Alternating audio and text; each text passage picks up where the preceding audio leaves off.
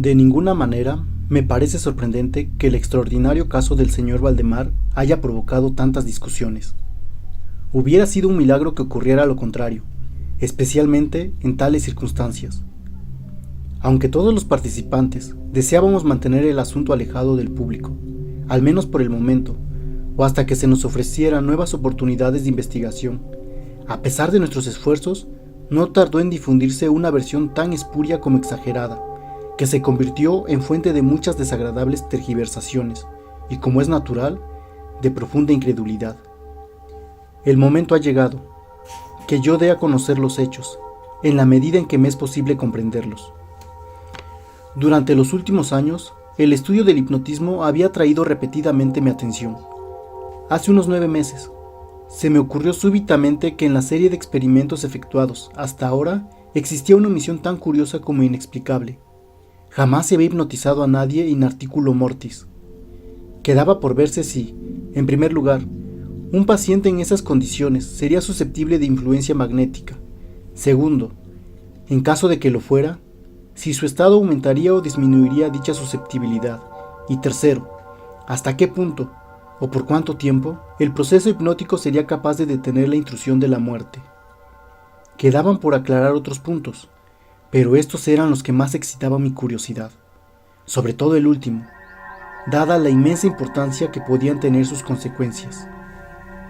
Pensando si entre mis relaciones habría algún sujeto que me permitiera verificar esos puntos, me acordé de mi amigo, el señor Ernest Valdemar, renombrado compilador de la biblioteca forénsica y autor de las versiones polacas de Wallenstein y Gargantúa.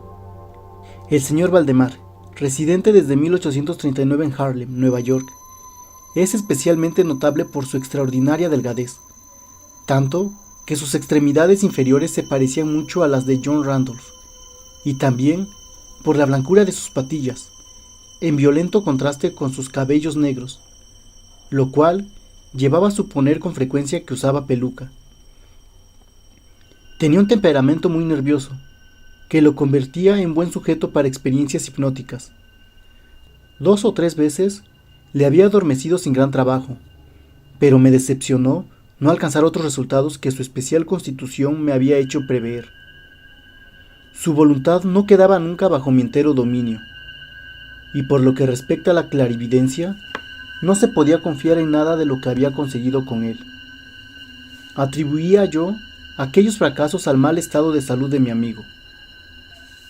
Unos meses antes de trabar relación con él, los médicos le habían declarado tuberculoso. El señor Valdemar acostumbraba a referirse con toda calma a su próximo fin como algo que no cabe ni evitar ni lamentar.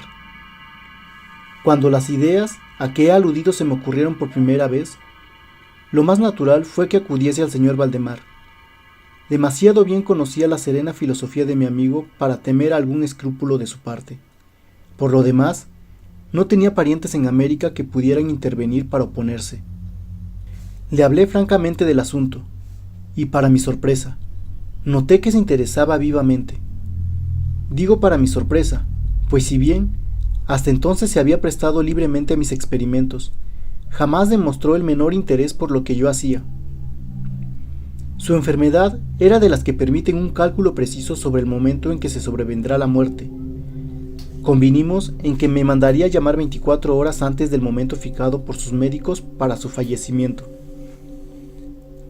Hace más de 7 meses que recibí la siguiente nota, de puño y letra del señor Valdemar. Estimado P., ya puede usted venir. D y F coinciden en que no pasaré de mañana a medianoche, y me parece que han calculado el tiempo con mucha exactitud. Firma Valdemar. Recibí la nota media hora después de escrito, y 15 minutos más tarde estaba en el dormitorio del moribundo. No le había visto en los últimos 10 días, y me aterró la espantosa alteración que se había producido en tan breve intervalo. Su rostro tenía un color plomizo, no había el menor brillo en los ojos, y tan terrible era su delgadez, que la piel se había abierto en los pómulos. Expectoraba continuamente, y el pulso era casi imperceptible. Conservaba, no obstante, una notable claridad mental y cierta fuerza.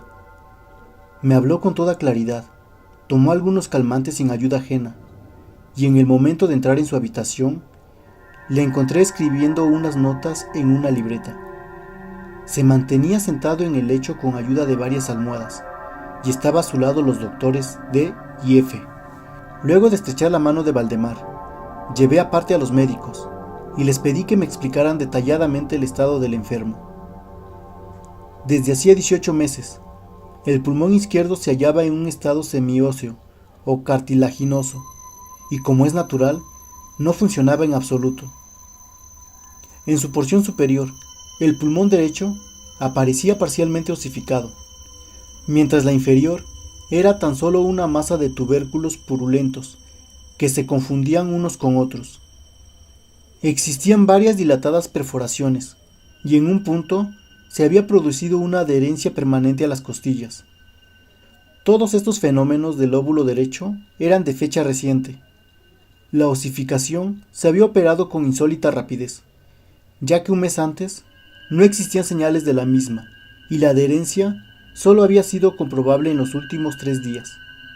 Aparte de la tuberculosis, los médicos sospechaban un aneurisma de la aorta, pero los síntomas de osificación volvían sumamente difícil un diagnóstico. Ambos facultativos opinaban que el señor Valdemar moriría hacia la medianoche del día siguiente. Eran ahora las 7 de la tarde del sábado. Al abandonar la cabecera del moribundo para conversar conmigo, los doctores D y F se habían despedido definitivamente de él. No era su intención volver a verle, pero a mi pedido, convinieron en examinar al paciente a las 10 de la noche del día siguiente. Una vez que se fueron, hablé francamente con el señor Valdemar sobre su próximo fin, y me referí en detalle al experimento que le había propuesto.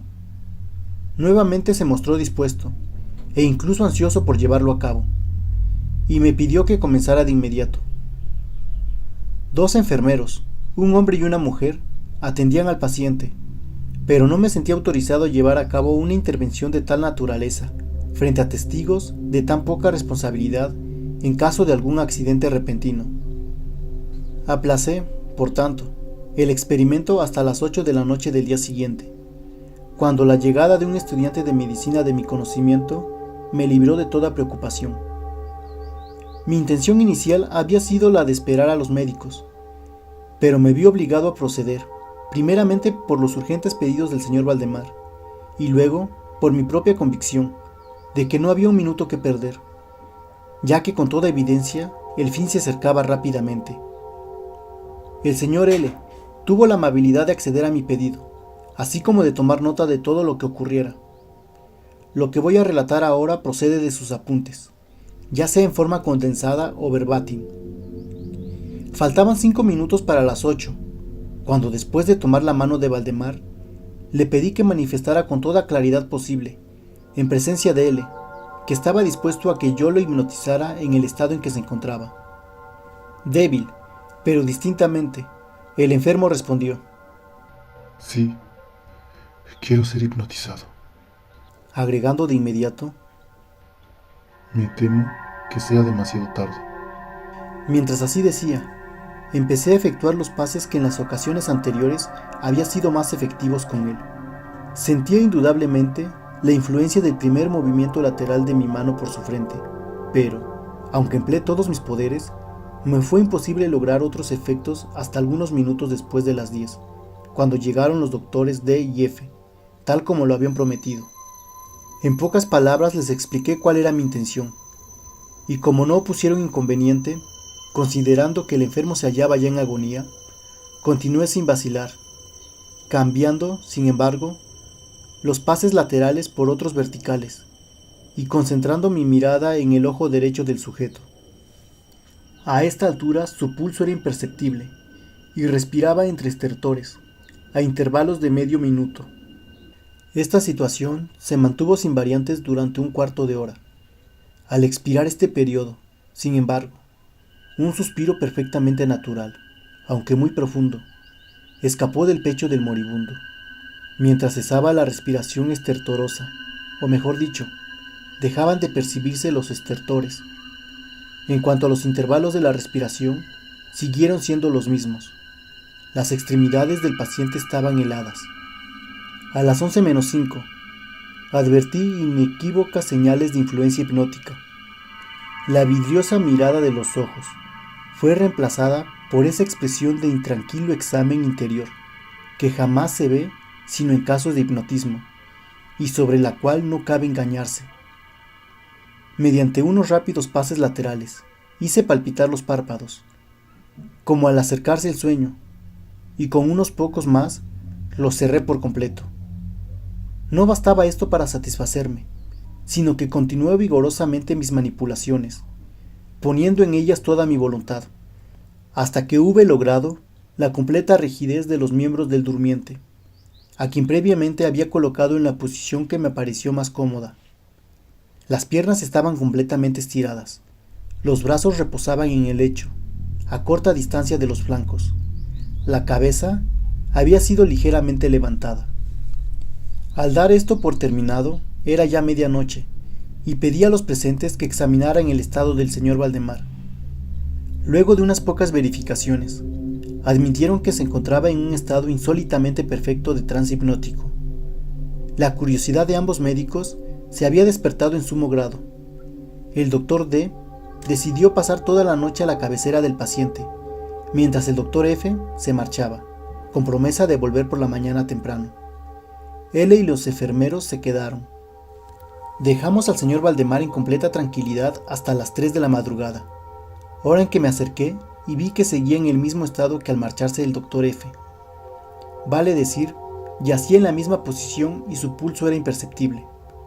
Respiraba sin esfuerzo, aunque casi no se advertía su aliento, salvo que se aplicara un espejo a los labios. Los ojos estaban cerrados con naturalidad, y las piernas tan rígidas y frías como si fueran de mármol. No obstante ello, la apariencia general disitaba mucho de la muerte. Al acercarme, intenté un ligero esfuerzo para influir sobre el brazo derecho, a fin de que siguiera los movimientos del mío, que movía suavemente sobre su cuerpo. En esta clase de experimento jamás había logrado buen resultado con el señor Valdemar, pero ahora, para mi estupefacción, vi que su brazo, débil pero seguro, seguía todas las direcciones que le señalaba el mío. Me decidí entonces a intentar un breve diálogo. «Valdemar, ¿duerme usted?», pregunté. No me contestó, pero noté que le temblaban los labios, por lo cual repetí varias veces la pregunta. A la tercera vez, todo su cuerpo se agitó con un ligero temblor. Los párpados se levantaron lo bastante para mostrar una línea del blanco del ojo. Moviéronse lentamente los labios, mientras en un susurro apenas audible brotaban de ellos estas palabras. Sí, ahora duermo. No me despierte. Déjeme morir así. Palpé los miembros, encontrándolos tan rígidos como antes. Volví a interrogar al hipnotizado. ¿Sigue sintiendo dolor en el pecho, señor Valdemar? La respuesta tardó un momento, y fue aún menos audible que la anterior. No sufro. Me estoy muriendo. No me pareció aconsejable molestarle más por el momento, y no volví a hablarle hasta la llegada del doctor F, que arribó poco antes de la salida del sol, y se quedó absolutamente estupefacto al encontrar que el paciente se hallaba todavía vivo. Luego de tomarle el pulso y acercar un espejo a sus labios, me pidió que le hablara otra vez, a lo cual accedí. «Señor Valdemar», dije, «¿sigue usted durmiendo?». Como la primera vez, pasaron unos minutos antes de lograr respuesta, y durante el intervalo el moribundo dio la impresión de estar juntando fuerzas para hablar. A la cuarta repetición de la pregunta, y con voz que la debilidad volvía casi inaudible, murmuró: Sí, dormido, muriéndome. La opinión, o mejor, el deseo de los médicos era que no se arrancase al señor Valdemar de su actual estado de aparente tranquilidad, hasta que la muerte sobreviniera, cosa que, según consenso general, solo podía tardar algunos minutos. Decidí, sin embargo, hablarle una vez más, limitándome a repetir mi pregunta anterior. Mientras lo hacía, Un notable cambio se produjo en las facciones del hipnotizado. Los ojos se abrieron lentamente, aunque las pupilas habían girado hacia arriba. La piel adquirió una tonalidad cadavérica, más semejante al papel blanco que al pergamino, y los círculos écticos, que hasta ese momento se destacaban fuertemente en el centro de cada mejilla, se apagaron bruscamente. Empleo estas palabras, porque lo instantáneo de su desaparición trajo a mi memoria la imagen de una bruja que se apagaba de un soplo. Al mismo tiempo, el labio superior se replegó, dejando al descubierto los dientes que antes cubría completamente, mientras la mandíbula inferior caía con un sacudimiento que todos oímos, dejando la boca abierta de par en par y revelando una lengua hinchada y ennegrecida.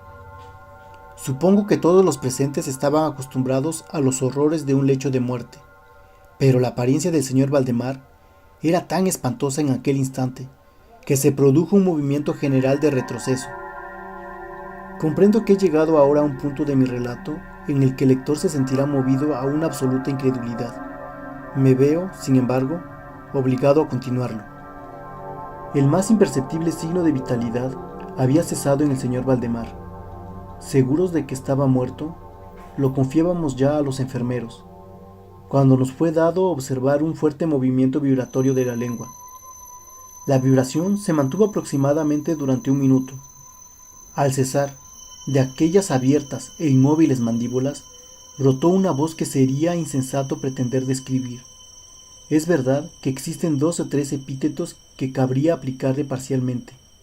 Puedo decir, por ejemplo, que su sonido era áspero y quebrado, así como hueco, pero el todo es indescriptible, por la sencilla razón de que jamás un oído humano ha percibido resonancias semejantes.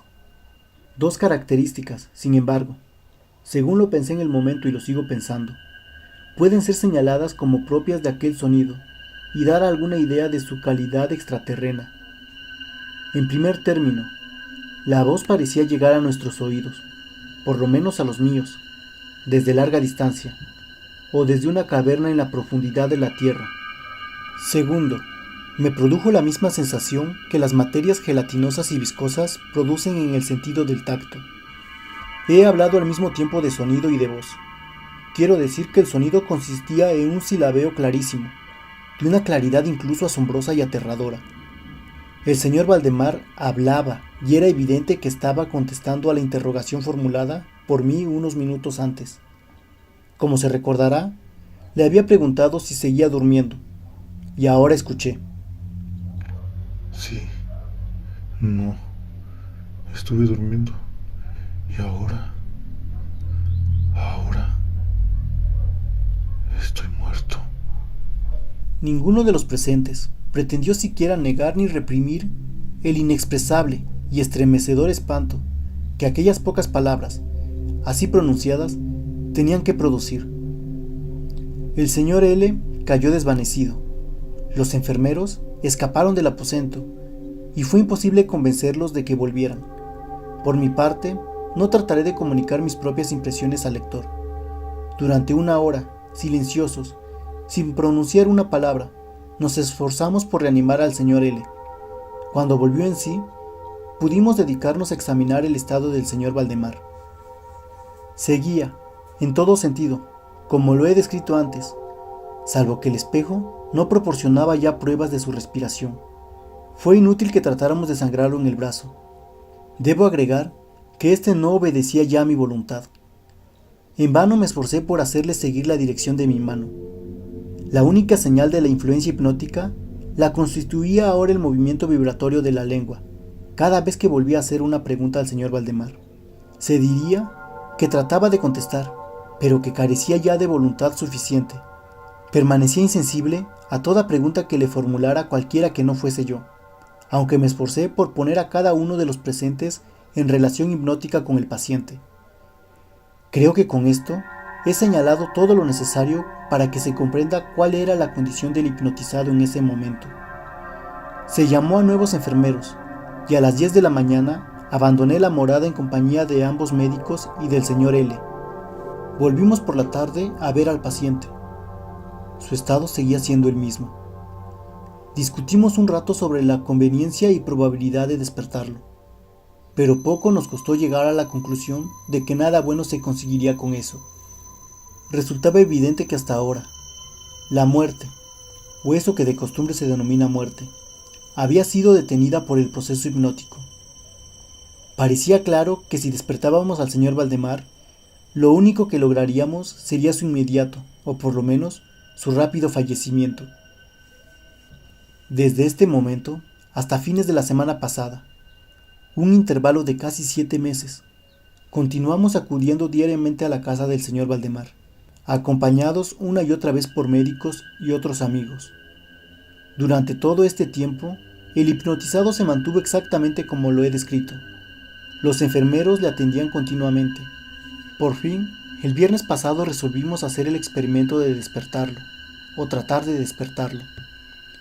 Probablemente, el lamentable resultado del mismo es el que ha dado lugar a tanta discusión en los círculos privados y a una opinión pública que no puedo dejar de considerar como injustificada. A efectos de liberar del trance hipnótico al paciente, acudí a los pases habituales. De entrada resultaron infructuosos.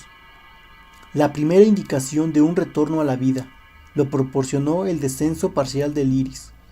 Como detalle notable, se observó que este descenso de la pupila iba acompañado de un abundante flujo de ícor amarillento, procedente de debajo de los párpados, que despidía un olor penetrante y fétido. Alguien me sugirió que tratara de influir sobre el brazo del paciente, como al comienzo. Lo intenté, sin resultados. Entonces el doctor F. expresó su deseo de que interrogara al paciente. Así lo hice, con las siguientes palabras: Señor Valdemar, ¿puede explicarnos lo que siente y lo que desea? Instantáneamente reaparecieron los círculos écticos en las mejillas. La lengua tembló, o mejor dicho, rodó violentamente en la boca, aunque las mandíbulas y los labios siguieron rígidos como antes. Y entonces resonó aquella horrenda voz que he tratado ya de describir. Por amor de Dios, pronto, hágame dormir. O despiérteme, pronto, despiérteme. Le digo que estoy muerto. Perdí por completo la serenidad y durante un momento me quedé sin saber qué hacer. Por fin intenté calmar otra vez al paciente, pero al fracasar, debido a la total suspensión de la voluntad, cambié el procedimiento y luché con todas mis fuerzas para despertarlo. Pronto me di cuenta de que lo lograría, o por lo menos así me lo imaginé. Y estoy seguro que todos los asistentes se hallaban preparados para ver despertar al paciente. Pero lo que realmente ocurrió fue algo por lo cual ningún ser humano podía estar preparado.